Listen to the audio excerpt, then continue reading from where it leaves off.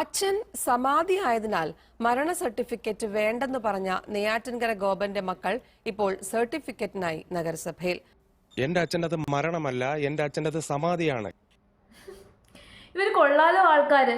മാധ്യമങ്ങളോട് ഒന്ന് പറയുന്നു, പ്രവർത്തിക്കുന്നത് മറ്റൊന്ന്. അച്ഛൻ മരണപ്പെട്ടതല്ല, അച്ഛൻ സമാധിയായതാണ്, സമാധി ആയതെന്നേ പറയാവൂ എന്ന് പറയുന്ന മക്കള് എന്തിനാണ് മരണ സർട്ടിഫിക്കറ്റ് ആവശ്യപ്പെട്ടുകൊണ്ട് നഗരസഭയെ സമീപിക്കുന്നത്? മരിക്കാത്തൊരാൾക്ക് മരണ സർട്ടിഫിക്കറ്റ് കൊടുക്കാൻ വേണ്ടി പറ്റുമോ? അല്ലെന്നുണ്ടെങ്കിൽ മരണകാരണം വ്യക്തമല്ലാത്ത ഒരു വ്യക്തിക്ക് എന്തടിസ്ഥാനത്തിൽ മരണ സർട്ടിഫിക്കറ്റ് കൊടുക്കണം? സമാധി ആയതല്ലേ. സമാധി സർട്ടിഫിക്കറ്റ് എന്ന് പറയുന്ന ഒരു ഓപ്ഷൻ നമ്മുടെ നാട്ടിൽ നിലനിൽക്കുന്നില്ല, അതിന് വാലിഡിറ്റിയും ഇല്ല. പിന്നെ ഇനി ഇവരെന്ത് ചെയ്യും? അന്ന് ഓരോന്ന് കാട്ടിക്കൂട്ടുമ്പോൾ ആലോചിക്കണമായിരുന്നു. ഇതിനാണ് പറയുന്നത് എല്ലാത്തിനും അതിൻ്റെതായിട്ടുള്ള ഒരു പ്രൊസീജിയർ ഉണ്ട്. ആ പ്രൊസീജിയറിനനുസരിച്ച് മാത്രമേ കാര്യങ്ങൾ മുന്നോട്ട് പോകത്തുള്ളൂ. കുറേ നിയമങ്ങളുണ്ട്, നിയമവശങ്ങളുണ്ട്. ഇതൊന്നും മനസ്സിലാക്കാതെ സ്വന്തം ഇഷ്ടപ്രകാരം ഓരോന്ന് കാണിച്ചു കൂട്ടിയിട്ട് അച്ഛനെ വെച്ച് ബിസിനസ് തുടങ്ങാൻ വേണ്ടിയിട്ട് വിചാരിച്ചത് തന്നെയാണ്. 100% അത് ഉറപ്പാണ്. ഇപ്പം അവരുടെ പ്രവൃത്തി കണ്ടു കഴിഞ്ഞാൽ തന്നെ നമുക്കത് മനസ്സിലാക്കാൻ വേണ്ടി പറ്റും. അച്ഛൻ ദൈവമാണ് എന്ന് പറഞ്ഞുകൊണ്ടാണ് ഇപ്പം മക്കൾ നടക്കുന്നത്. ഇത്രയും നാളും അച്ഛൻ സ്വാമിയായിരുന്നു, സമാധിയായി, അച്ഛന് ശക്തി ഉണ്ടായിരുന്നു എന്നായിരുന്നു പറയുന്നത്. ഇപ്പം പറയുന്നത് അച്ഛൻ ദൈവമാണെന്ന്. ഏതായാലും നഗരസഭയെ സമീപിച്ചപ്പോൾ നഗരസഭ ആവശ്യം അങ്ങ് തള്ളി. നെയ്യാറ്റിൻകര ഗോപന്റെ മരണ സർട്ടിഫിക്കറ്റ് നൽകാനാകില്ലെന്ന് നഗരസഭ. അന്വേഷണം പൂർത്തിയായ ശേഷം പരിഗണിക്കാമെന്നാണ് നെയ്യാറ്റിൻകര നഗരസഭയുടെ നിലപാട്. മരണ സർട്ടിഫിക്കറ്റ് ആവശ്യപ്പെട്ട് മകൻ സമർപ്പിച്ച അപേക്ഷയ്ക്കാണ് മറുപടി. നഗരസഭ ഏതായാലും അങ്ങനെ ഒരു തീരുമാനം എടുത്തത് വളരെ നന്നായി. എല്ലാ ടെസ്റ്റ് റിസൾട്ടുകളും വരട്ടെ. ഇതുവരെയും സംശയങ്ങളൊന്നും തന്നെ മാറിയിട്ടില്ല. ഒരു കാരണം വ്യക്തമല്ലാത്തൊരു കാര്യത്തിന് എന്തായാലും സർട്ടിഫിക്കറ്റ് എടുത്തു കൊടുക്കാൻ വേണ്ടി പറ്റില്ല. ഇതുവരെയും അദ്ദേഹം എങ്ങനെയാണ് മരണപ്പെട്ടത് എന്നുള്ള കാരണം വ്യക്തമായിട്ടില്ല. ദുരൂഹതകൾ നീങ്ങിയിട്ടില്ല. അത് നീങ്ങാതെ സർട്ടിഫിക്കറ്റ് ഒന്നും എടുത്ത് കൊടുക്കണ്ടെന്ന് തന്നെയാണ് എൻ്റെ അഭിപ്രായം. പക്ഷേ സർട്ടിഫിക്കറ്റ് കിട്ടിയില്ലെങ്കിൽ മക്കൾക്ക് നല്ല പണി കിട്ടും. കാരണം സർട്ടിഫിക്കറ്റ് ചോദിച്ചേക്കുന്നത് ആരാണെന്ന് അറിയാമോ? കോടതിയാണ്. കോടതിയിൽ മാത്രം ഹാജരാക്കിയാൽ പോരാ, ഇനി ഒരുപാട് നൂലാമാലകളുണ്ട്. അച്ഛൻ്റെ പേരിലുള്ള സ്വത്തുക്കൾ മക്കളുടെ പേരിലേക്ക് മാറ്റണമെങ്കിലോ അച്ഛൻ്റെ ആസ്തികളൊക്കെ മക്കൾക്ക് അനുഭവിക്കണമെന്നുണ്ടെങ്കിലും ഒക്കെ ഈ സർട്ടിഫിക്കറ്റ് കൂടിയേ തീരൂ. പക്ഷെ ഇവർക്ക് ഇതൊന്നും നേരത്തെ ഈ ബോധോദയം ഒന്നും ഉണ്ടായിരുന്നില്ലേ? ആരോടും പറയാതെ ഒന്നും പറയാതെ അച്ഛനെ അങ്ങോട്ട് സമാധി ഇരുത്തിയ സമയത്ത് മക്കൾക്ക് ഈ ഒരു ബോധമൊന്നും ഉണ്ടായിരുന്നില്ലേ? അതോ ഇപ്പോഴാണ് ബോധോദയം ഉദിച്ചത്? ഇനിയും കഴിഞ്ഞിട്ടില്ല കേട്ടോ. അവിടുന്ന് അങ്ങ് പരാതികളും പരിഭവങ്ങളുമാണ്. ഇപ്പൊ ദാരിദ്ര്യമാണത്രേ. അച്ഛനെ ദൈവമായിട്ട് മാറ്റാൻ വേണ്ടിയിട്ടുള്ള പൈസ മക്കളുടെ കയ്യിലും അമ്മയുടെ കയ്യിലും ഇല്ല. വീട്ടിൽ ഭയങ്കര ദാരിദ്ര്യമാണ്. ഉണ്ടായിരുന്ന പശുവിനെയൊക്കെ വിറ്റിട്ടാണ് ഇപ്പൊ ഈ ഒരു കാര്യങ്ങളൊക്കെ ചെയ്യുന്നത്. ഇനി അതിന്റെ മുകളിൽ ശിവലിംഗ പ്രതിഷ്ഠ നടത്താനുണ്ട്, ഇനി അവിടെ ഒരു ക്ഷേത്രമായിട്ട് മാറ്റാനുണ്ട്, വലിയൊരു ട്രസ്റ്റ് ഒക്കെ ആക്കി മാറ്റണ്ടേ? അതിന് പൈസ ഇല്ല. അതുകൊണ്ട് ആൾക്കാർ പൈസ കൊടുത്ത് സഹായിക്കണമെന്നാണ് അവിടുത്തെ ആ ഒരു അമ്മ പറയുന്നത്. ഏതായാലും ആ ഒരു വീഡിയോയും കൂടെ ഞാൻ നിങ്ങളെ കേൾപ്പിച്ചു തരാം. കാര്യങ്ങൾ അറിയാമോ? അങ്ങനെ പടി കെട്ടണം ഇതിന്റെ ഉയരെ കയറാനൊക്കെ. അങ്ങനെ നാളെ മേശരി വരും ഇതിന്റെ ബാക്കി ജോലി കൂടി ചെയ്യാൻ.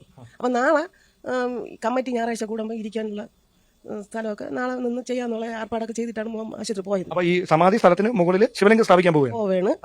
അതൊക്കെ വീട്ടിൽ നമ്മൾ ഓർഡർ ചെയ്ത് മയിലാടി നിന്നാണ് നമ്മൾ ഈ ക്ഷേത്രത്തിന് വേണ്ടി എല്ലാം. ചിലവൊക്കെ വലിയ എമൗണ്ട് ആകത്തില്ലേ? ഞങ്ങൾ 2 പശു നിന്നതിനെ കൊടുത്ത്. അപ്പോൾ ഞങ്ങൾ പശുവിന്റെ വരവ് വെച്ചാണ് ചിലവൊക്കെ. മരുമോൾ വീഴുന്നതിന് ശേഷം ഇവിടെ പ്രശ്നങ്ങളായ പശുവിന് ആഹാരം കൃത്യമായിട്ട് കൊടുക്കാൻ പറ്റില്ല. മെഡിക്കൽ കോളേജിലൊക്കെ ആയപ്പോൾ പശുവിനെ വേറെ പാർട്ടിയെ അവന് സ്നേഹമുള്ള ഒരു പാർട്ടിയെ വിളിച്ചുകൊണ്ട് ഇവിടെ കിടന്ന് ചാവാതെ കൊണ്ടുപോകാൻ പറഞ്ഞ് അങ്ങനെ കൊണ്ട് അങ്ങനെ ഒന്ന് വിറ്റ് ഇപ്പം ശിവലിംഗത്തിനും ഒക്കെ ഓർഡർ കൊടുത്തിരിക്കുന്നു. പശുവിനെ വിറ്റ് കിട്ടിയ പൈസ കൊണ്ടാണ് കൊടുത്തത്. അപ്പോൾ ഇവിടുത്തെ കാര്യങ്ങളൊക്കെ കാര്യം അതാണ് ഇപ്പം ബുദ്ധിമുട്ടായിട്ട് നമ്മൾ ധർമ്മസംഘത്തിലായിരിക്കുന്നത്. സന്തകം കമ്പനി ഏതായാലും അച്ഛനെ ദൈവമായിട്ട് മാറ്റിയിട്ട് ബിസിനസ് തുടങ്ങാൻ വേണ്ടിയിട്ട് മക്കൾ നന്നായിട്ട് ഇൻവെസ്റ്റ് ചെയ്യുന്നുണ്ട്. അല്ലെന്നുണ്ടെങ്കിൽ ആരെങ്കിലും ആകെയുള്ളൊരു ജീവനോപാധിയായിട്ടുള്ള പശുക്കളെ വിൽക്കുവോ? ഇല്ല. നല്ല രീതിയിൽ കാശിറക്കി കളിക്കുന്നുണ്ട്. ഇങ്ങോട്ട് തിരിച്ചിഷ്ടം പോലെ കിട്ടുമെന്നുള്ള പ്രതീക്ഷയിലായിരിക്കാം. കിട്ടും. ഒരു 2-3 വർഷം അങ്ങോട്ട് കഴിഞ്ഞോട്ടെ. ഇപ്പൊ ആദ്യമൊന്നും കിട്ടത്തില്ല, ആദ്യമൊന്നും പച്ച പിടിക്കത്തില്ല. ഇനി ഈ ഒരു കേസൊക്കെ അങ്ങോട്ട് തണുത്ത് എല്ലാം അങ്ങോട്ട് അടങ്ങിയതിന് ശേഷം കുറച്ച് പൊട്ടന്മാർ വരും അച്ഛനെ കുമ്പിട്ട് പ്രാർത്ഥിക്കാൻ വേണ്ടിയിട്ട്. കാരണം എല്ലാ അന്ധവിശ്വാസങ്ങൾക്കും കൊണ്ട് തലവെക്കാനും ആൾക്കാരുണ്ട് നമ്മുടെ നാട്ടിൽ. അതുകൊണ്ടാണല്ലോ ഈ അന്ധവിശ്വാസങ്ങളും അനാചാരങ്ങളും ഒക്കെ ഇങ്ങനെ പെരുകിക്കൊണ്ടിരിക്കുന്നത്. എല്ലാ മതസ്ഥരുടെ ഇടയിലും ഇത്തരത്തിലുള്ള അന്ധവിശ്വാസങ്ങൾ നമുക്ക് കാണാൻ സാധിക്കും. കള്ളമന്ത്രവാദിയും സന്യാസിമാരെയും ഒക്കെ തന്നെ നമുക്ക് കാണാൻ സാധിക്കും, കള്ള പുരോഹിതന്മാരെയും ഒക്കെ. അപ്പൊ അത്തരക്കാരുടെ ഏറ്റവും വലിയ വളം എന്താണെന്നറിയാമോ? ഈ അന്ധവിശ്വാസമാണ്. വിശ്വാസികളെ എങ്ങനെയും ചൂഷണം ചെയ്യണം.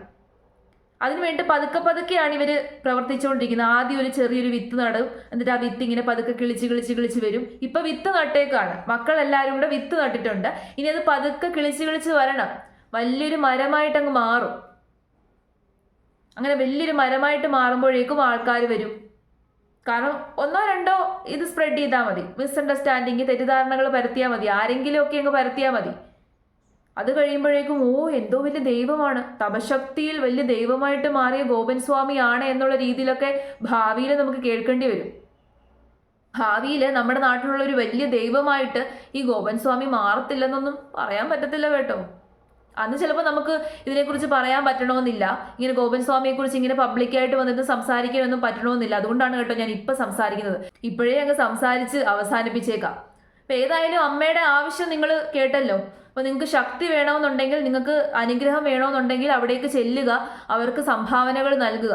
ഇപ്പോൾ ഗോപൻ സ്വാമിക്ക് വലിയൊരു മണ്ഡപമൊക്കെ പണിഞ്ഞ് വലിയ രീതിയിലുള്ള ഒരു ആശ്രമമൊക്കെ ആയിട്ട് അത് മാറ്റും. അങ്ങനെ മാറ്റിക്കഴിഞ്ഞാൽ ആർക്കാണ് ഗുണം? നിങ്ങൾക്ക് തന്നെയാണ് ഗുണം.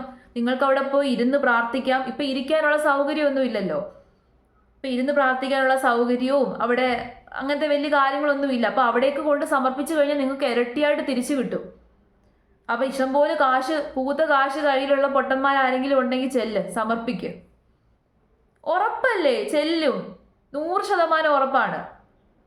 അല്ലെന്നുണ്ടെങ്കിൽ നമ്മുടെ നാട്ടിൽ ഇത്തരത്തിലുള്ള അന്ധവിശ്വാസങ്ങൾ ഇങ്ങനെ പെരുകില്ല, ആൾ ദൈവങ്ങളുടെ എണ്ണം കൂടില്ല, ആൾ ദൈവങ്ങൾ ഇങ്ങനെ ജയിച്ചു നിൽക്കത്തില്ല.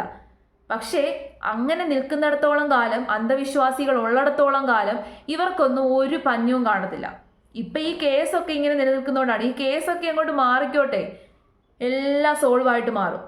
അമ്മ ഒന്നുകൊണ്ട് വിഷമിക്കണ്ട, വീട്ടിലെ ദാരിദ്ര്യമൊക്കെ മാറും. എന്നാലും ഞാനതല്ല ആലോചിക്കുന്നേ, ദൈവത്തിൻ്റെ വീട്ടിലും ദാരിദ്ര്യം ഉണ്ടല്ലോ എന്നാണ്. ഗോപൻ സ്വാമി ഇപ്പം സ്വാമിയൊന്നും അല്ലല്ലോ, ദൈവമായിട്ട് മാറിയില്ലേ? അത്രയും വലിയ തപശക്തിയുള്ള ആളാണ്. പണ്ടൊക്കെ നമ്മൾ കഥകൾ കേട്ടിട്ടുണ്ട്, ഹിമാലയ സാനുക്കളിലൊക്കെ പോയി വർഷങ്ങളോളം ഒക്കെ തപസ് ചെയ്യുമ്പോഴാണ് ആ ഒരു സ്പിരിച്വാലിറ്റി കിട്ടുന്നതെന്ന്.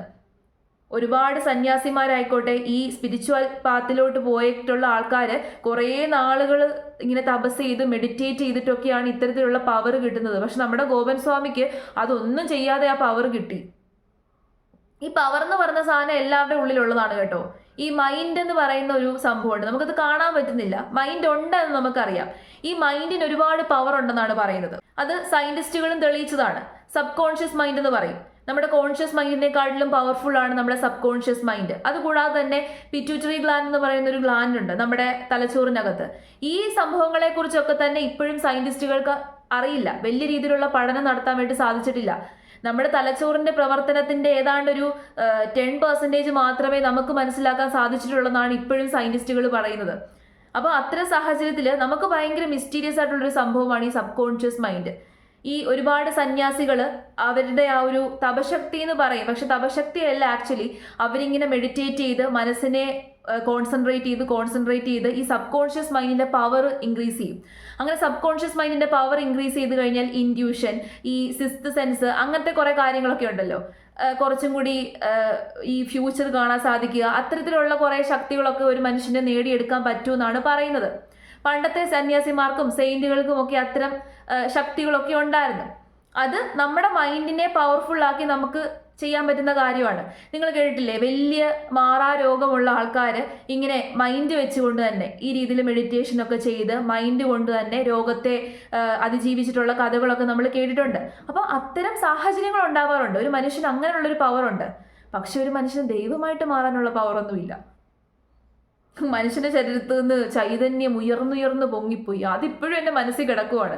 എനിക്ക് അതിനെക്കുറിച്ച് ഇങ്ങനെ ആലോചിക്കുമ്പോൾ ചിരിയാണ് വരുന്നത്. മകൻ കണ്ടു അത്രേ. അപ്പം ഇത്തരം പൊട്ടന്മാരെ വളർത്തിക്കൊണ്ട് വരുന്ന നിങ്ങളാണ് സൂക്ഷിക്കേണ്ടത്. ഇവർക്ക് കൊട പിടിക്കാനും നമ്മുടെ നാട്ടിലെ ആൾക്കാരുണ്ട്, കണ്ടതാണല്ലോ അന്ന്. അവർക്ക് വേണ്ടി പ്രതിഷേധിക്കാനും പ്രക്ഷോഭം നടത്താനും ആൾക്കാരുണ്ട്. ജസ്റ്റ് ഈ അന്ധവിശ്വാസങ്ങളെയൊക്കെ വിശ്വാസവുമായിട്ടൊന്ന് കണക്ട് ചെയ്തിട്ടാൽ മതി. ഇപ്പം ഹിന്ദു മതവുമായിട്ടാണ് ഇവർ കണക്ട് ചെയ്യുന്നത്. അങ്ങനെ വിശ്വാസവുമായിട്ടൊന്ന് കണക്ട് ചെയ്തിട്ട് കഴിഞ്ഞാൽ പിന്നെ ഇങ്ങനെ ഇവർക്ക് കൊട പിടിക്കാനും ഇവർക്ക് വേണ്ടിയിട്ട് പ്രക്ഷോഭം നടത്താനും പ്രതിഷേധിക്കാനും ആൾക്കാർ വന്നോളും. അത്രയും ബുദ്ധിയുണ്ട് എന്തായാലും ആ മക്കൾക്ക്. ബുദ്ധിയില്ലാത്തവരൊന്നും അല്ല. ഏതായാലും കൊള്ളാം.